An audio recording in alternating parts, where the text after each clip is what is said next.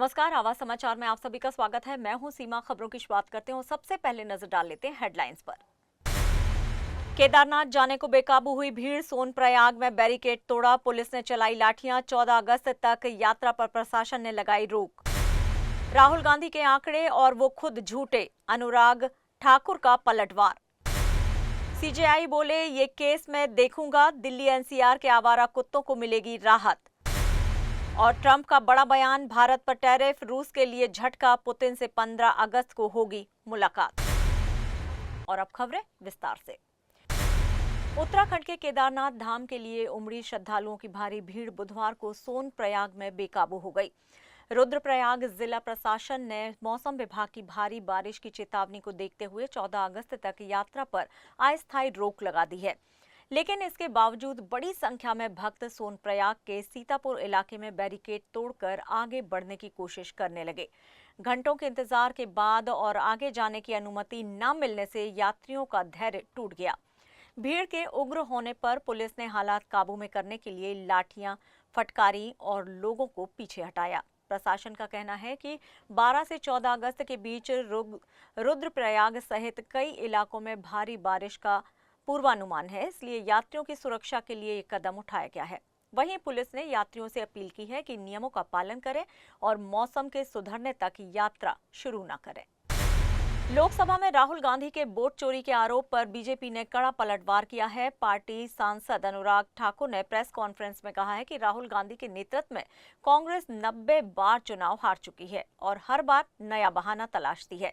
ठाकुर ने तंज कसते हुए कहा है कि कांग्रेस के नेता कह रहे हैं कि राहुल गांधी ने बवंडर खड़ा कर दिया है, लेकिन ये बवंडर नहीं, ब्लंडर है।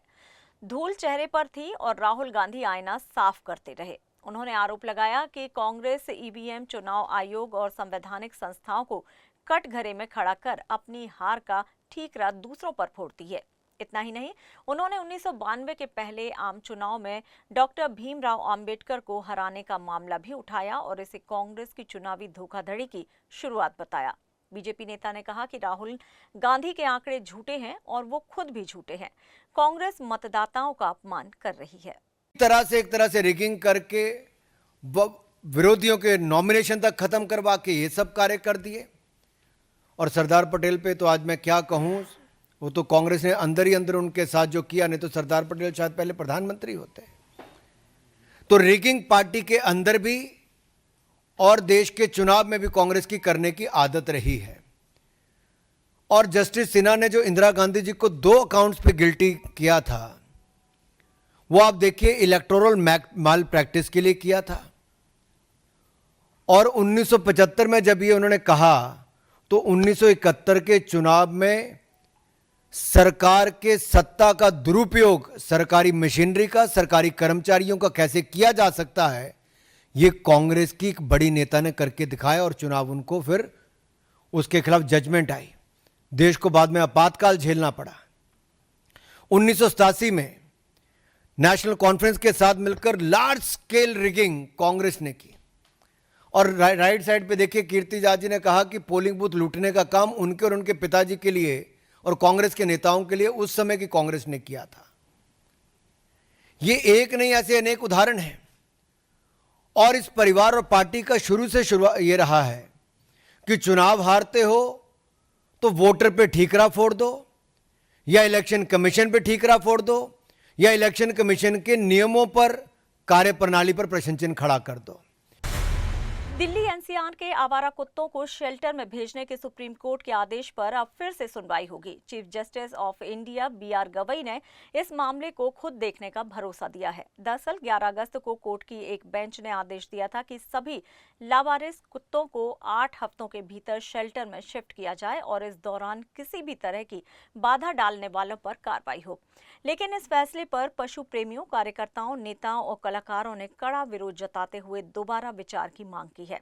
उनका कहना है कि यह आदेश अव्यावहारिक है और सामुदायिक कुत्तों के साथ अन्याय है। अब देखना होगा कि सीजेआई की अगुवाई में इस मामले पर क्या नया मोड़ आता है। राष्ट्रपति डोनाल्ड ट्रंप ने रूस से तेल खरीदने पर भारत पर लगाए गए 50% तक के टैरिफ को मॉस्को के लिए बड़ा झटका बताया है। व्हाइट हाउस से बयान जारी करते हुए उन्होंने दावा किया है कि अमेरिकी टैरिफ ने रूस की अर्थव्यवस्था को गहरा नुकसान पहुंचाया है। ट्रंप ने साफ किया है कि इस हफ्ते पुतिन से मुलाकात में पहले 2 मिनट में ही उन्हें पता चल जाएगा कि कोई समझौता संभव है या फिर नहीं। पुतिन से मिलने से पहले ट्रंप यूक्रेन के राष्ट्रपति जेलेंस्की और यूरोपीय नेताओं से भी बातचीत करेंगे। उनका कहना है कि यूरोप युद्ध से थक चुका है और अब अपने देशों पर खर्च करना चाहता है। दोनों नेताओं की ऐतिहासिक मुलाकात 15 अगस्त को अलास्का में होगी, जो कभी रूस का हिस्सा था और 158 साल पहले महज 45 करोड़ रुपए में अमेरिका को बेचा गया था। दिल्ली के कॉन्स्टिट्यूशन क्लब में मंगलवार को उस समय हलचल मच गई जब समाजवादी पार्टी की राज्यसभा सांसद जया बच्चन ने अपने साथ सेल्फी लेने की कोशिश कर रहे एक शख्स को धक्का दे दिया। घटना का वीडियो सोशल मीडिया पर वायरल हो गया, जिसमें जया बच्चन गुस्से में उस शख्स को रोकती और कहते हुए दिख रही हैं, क्या कर रहे हो आप, ये क्या है।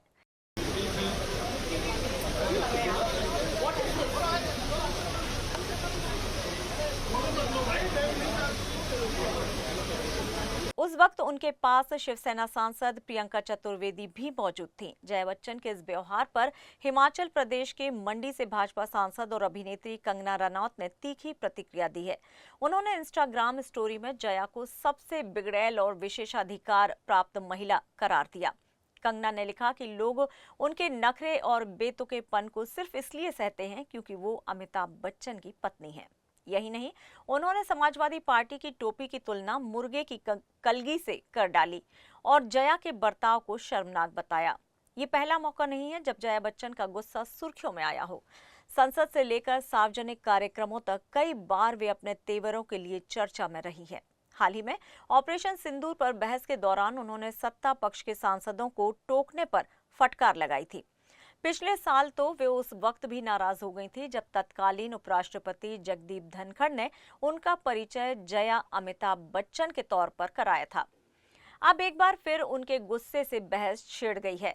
क्या ये महज पब्लिक फिगर या प्रोटोकॉल था या फिर हद से ज्यादा गुस्सा? मुंबई में सालों से अटके झुग्गी पुनर्विकास प्रोजेक्ट को लेकर आज वंचित बहुजन अघाड़ी ने बड़ा जनाक्रोश मोर्चा निकाला। बांद्रा स्थित एसआरए दफ्तर पर पहुंचकर प्रदर्शनकारियों ने सरकार और प्रशासन पर लापरवाही का आरोप लगाया।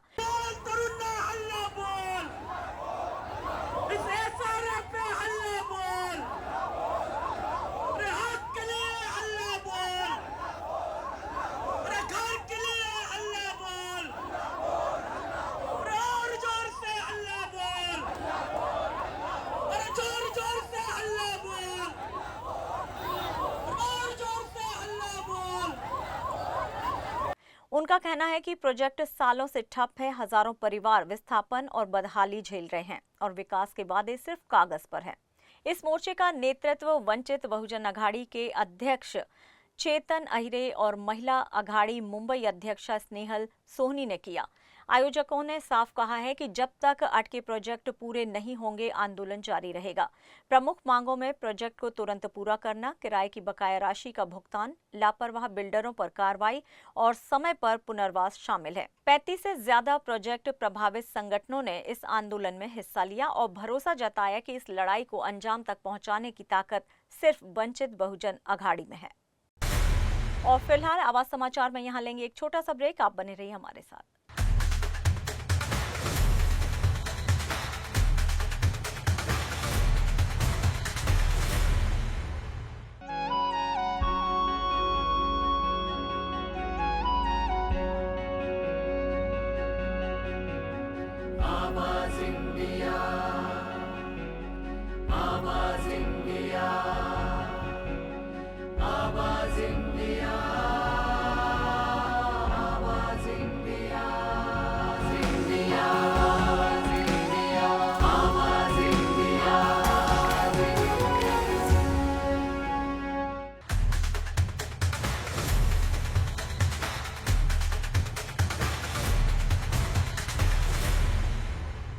ब्रेक के बाद एक बार फिर से आप सभी का स्वागत है। बढ़ते हैं अपनी अगली खबर की ओर।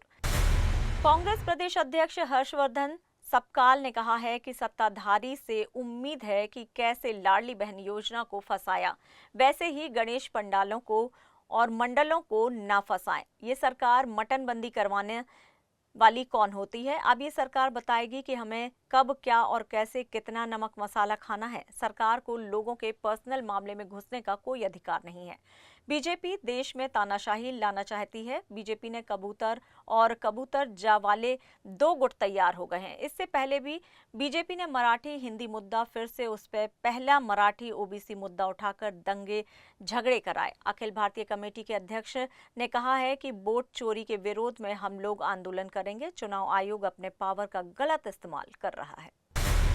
पुणे जिले के भोर और मुश्ली तालुका में राष्ट्रवादी शरद पवार गुट समेत कई राजनीतिक दलों के नेताओं और कार्यकर्ताओं ने बीजेपी का दामन थाम लिया है। बीजेपी प्रदेश कार्यालय में आयोजित इस विशेष कार्यक्रम में बीजेपी प्रदेश अध्यक्ष रविंद्र चौहान ने सभी का स्वागत किया। इस मौके पर ग्राम विकास मंत्री जय कुमार गोरे, पूर्व विधायक संग्राम थोपते, विधायक प्रसाद लाड समेत कई नेता मौजूद रहे। रविंद्र चौहान ने कहा कि प्रधानमंत्री नरेंद्र मोदी और मुख्यमंत्री देवेंद्र फडणवीस के नेतृत्व में विकास का नया दौर शुरू है और इस क्षेत्र के विकासात्मक पिछड़ेपन को दूर करने के लिए सब मिलकर काम करेंगे। वहीं संग्राम थोपटे ने भी राज्य के विकास के लिए महायुति सरकार के साथ मिलकर काम करने का भरोसा जताया। इस प्रवेश में पंचायत समिति के पूर्व सभापति, पूर्व और वर्तमान सरपंच, सोसाइटी के चेयरमैन और कई ग्राम पंचायत सदस्यों ने हिस्सा लिया। आज सुबह 10 बजे मराठी सकल समाज ने कबूतरों को दाना डालने के विरोध में आंदोलन किया, तो वहीं जैन समाज के मुनि नीलेश चंद्र विजय कल से आमरण अनशन पर जाएंगे। जैन मुनि का आरोप है कि 3 लाख कबूतरों की हत्या उनका खाना बंद करके की जा रही है। वहीं आज बॉम्बे हाईकोर्ट में कबूतर खाने को लेकर सुनवाई है। सीएम ने मंत्रिमंडल की बैठक खास कबूतरों पर उठे विवाद पर ली है और फैसला लिया है कि जब तक कोर्ट का निर्णय नहीं आ जाता, कबूतरों का खाना बंद ना हो, कोई पर्यायी व्यवस्था बीएमसी जरूर करे। मामला जैन समाज के बोर्ड का है, लेकिन अब मराठी समाज भी कबूतरों को दाना देने के खिलाफ खुलकर मैदान में आया है। कबूतर खाना बंदी का समर्थन करते हुए आंदोलन कर रहे मराठी समिति के कार्यकर्ताओं की गिरफ्तारी। पिछले सप्ताह जैन आंदोलनकारी जो चाकू छुरे लेकर कबूतर खाने पर टूट पड़े थे, उस समय उनके खिलाफ क्या कानूनी कार्रवाई हुई है? मुंबई में क्या केवल मराठी व्यक्ति पर ही कार्रवाई होगी? ये सवाल मराठा एकीकरण समिति ने उठाया है। गणेशोत्सव के दौरान मुंबई में काम करने वाले और अपने गांव कोंकण लौटने की तैयारी में जुटे कोंकण वासियों के लिए खुशखबरी है। मंत्री नीलेश राणे की पहल पर लगातार 13वें साल मोदी एक्सप्रेस विशेष ट्रेन सेवा शुरू हो रही है, वो भी पूरी तरह मुफ्त। इस बार खास बात यह है कि कोंकण वासियों की सुविधा के लिए 1 नहीं बल्कि 2 ट्रेनें चलाई जाएंगी। नीलेश राणे ने कोंकण वासियों से अपील की है कि वो इस डबल धमाके का लाभ उठाकर अपना गणेशोत्सव का सफर सुखद और आसान बनाएं। इस सेवा से त्योहार के दिनों में भीड़ और महंगी निजी यात्रा का झंझट कम होकर हजारों परिवारों को बड़ी राहत मिलेगी। बाप्पा मोरया. गाववाल्यांनो, सालाबादप्रमाणे याही वर्षी गणेश चतुर्थीच्यासाठी आपल्याला गावात जायचं आहे. दरवर्षी आपल्यासाठी आम्ही मोदी एक्सप्रेस सोडतो, पण ह्या वर्षी थोडा खास आहे, कारण का ह्या वर्षी कोकणवासियांनी भारतीय जनता पक्षाला आणि आम्हा राणे कुटुंबाला भरभरून दिलेला आहे.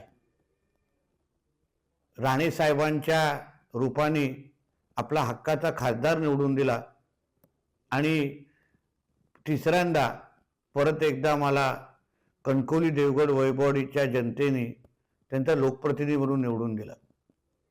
आणि म्हणूनच ह्या वर्षी मोदी एक्सप्रेस 1 नाही 2-2दा धावणार आहे, म्हणजे डबल धमाका आहे. ऑगस्ट 23 आणि 24 तारखेला मोदी एक्सप्रेस आपण 2दा सोडतोय. 23 तारखेला सकाळी 11 वाजता दादर रेल्वे स्टेशन प्लॅटफॉर्म क्रमांक 14 आणि 24 तारखेला 11 वाजता परत एकदा प्लॅटफॉर्म क्रमांक 14 आपली मोदी एक्सप्रेस तुम्हाला गावाकडे घेऊन जाणार आहे. चला मग दरवर्षीप्रमाणे प्रत्येकाने आपल्या तिकीट बुकिंगसाठी 17 आणि 18 ऑगस्टला भारतीय जनता पक्षाच्या तालुका अध्यक्षांना संपर्क करा. मग रत्नागिरी असो किंवा सिंधुदुर्ग असो, त्या तालुका अध्यक्षाला आपण संपर्क करा आणि आपलं तिकीट बुकिंग करून घ्या. या आपल्या हक्काच्या मोदी एक्सप्रेसवर दरवर्षीप्रमाणेच जेवणाची आणि पाण्याची सोय आम्ही केलेली आहे. चला मग सर्वच माझ्या मुंबईत आणि आजूबाजूच्या परिसरात राहणाऱ्या चाकरमान्यांसाठी परत एकदा आपल्या हक्काची मोदी एक्सप्रेस आपल्याला गावाकडे घेऊन जाण्यासाठी सज्ज आहे.